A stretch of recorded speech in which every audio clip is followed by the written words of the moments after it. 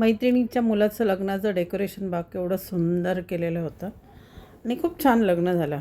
हळदीपासून मेहंदी वगैरे सगळे फंक्शन.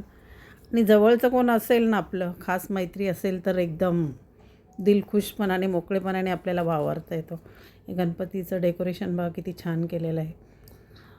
एंट्रीचं आहे आणि ही एंट्री आहे. सुंदर एंट्री होती, खूप छान.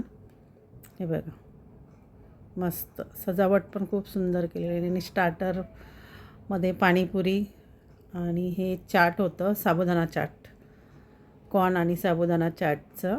आणि डेकोरेशन बघा किती सुंदर केलेलं आहे. छान वाटतं की नाही, एकदम मस्त. आणि मेन कोर्समध्ये आहे ही आय थिंक रबडी होती.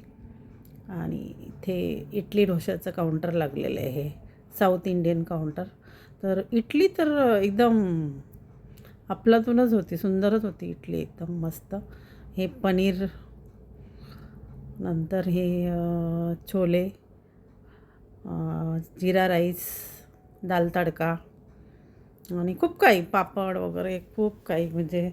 आणि हे मुखवास, सोप, हे गोळ्या सर्व कुठल्या कुठल्या काय काय ते आठवत पण नाही. आणि हे सगळ्यात छान आळशी, हे माझं आवडतं एकदम आळशी. आणि माझी आवडती बडीशोप जी गरम गरम भाजलेली एकदम मस्त. आणि इकडे नान, कुलचा, मिसी रोटी, बरेच प्रकार होते. आणि एक मेन म्हणजे पुरी नव्हती, ते एक बरं झालं. आणि हे डेकोरेशन बघा किती सुंदर. इकडे पिझ्झा होता, खूप छान असा पिझ्झा, सगळे कटिंग करून ठेवलेले मस्त गरम गरम.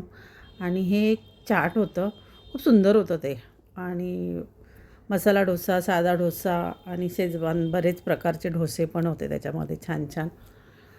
आणि इकडे पूर्ण साऊथ इंडियन टाईप पूर्ण सर्व डेकोरेशन केलेलं, किती छान. केळीच्या पानावर बघा मस्त चटणी आणि सांबार. हे शॉट होता ह्याचा मेदूवडा शॉट.